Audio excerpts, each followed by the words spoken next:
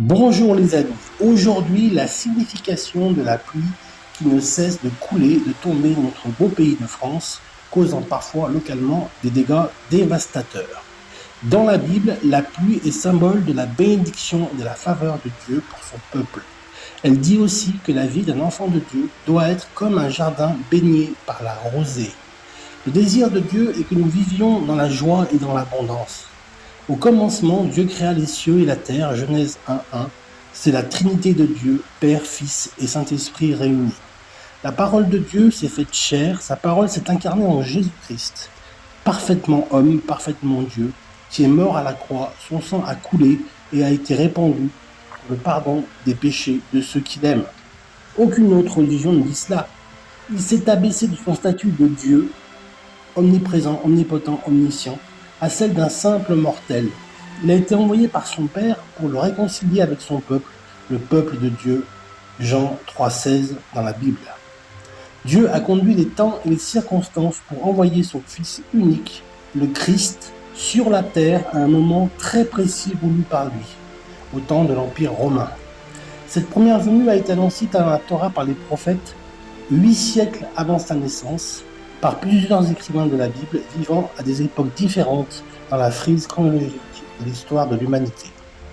Vous connaissez la suite. Jésus-Christ, par sa naissance, sa vie et son ministère public qui dura 3 ans, son message, son témoignage, son amour, sa mort, sa résurrection, avant, il a été crucifié et il est ressuscité le 3e jour. Amen. Pour le salut de quiconque croira, tout nous montre qu'il est merveilleux et qu'il a un plan d'amour divin pour chaque âme qui vit sur la terre. À la fin des temps, on ne sait pas si on y est, Dieu seul le sait, Dieu le Père, il reviendra en gloire, Jésus-Christ, dans les nuées sur un cheval blanc.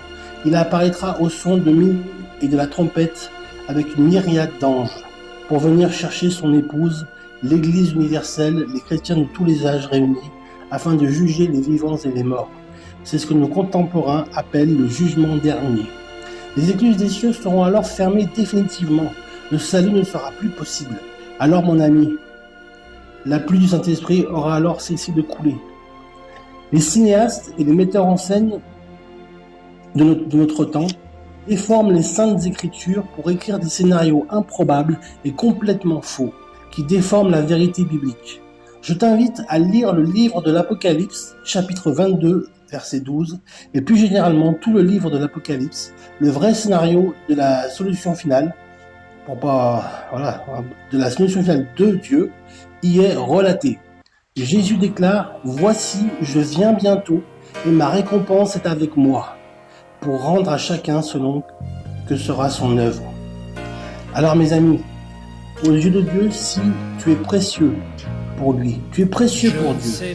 Si tu entends sa voix dans ton cœur, n'endurcis pas ton cœur. Il t'invite à boire de son eau, l'eau du Saint-Esprit, et elle va commencer à couler très bientôt. Peuple de France, reviens à Christ, reviens à Jésus, ton Seigneur et ton Dieu. La pluie arrive. Mais je sais que Jésus reviendra m'emmener chez lui pour toujours. Ça ne va pas tarder, ça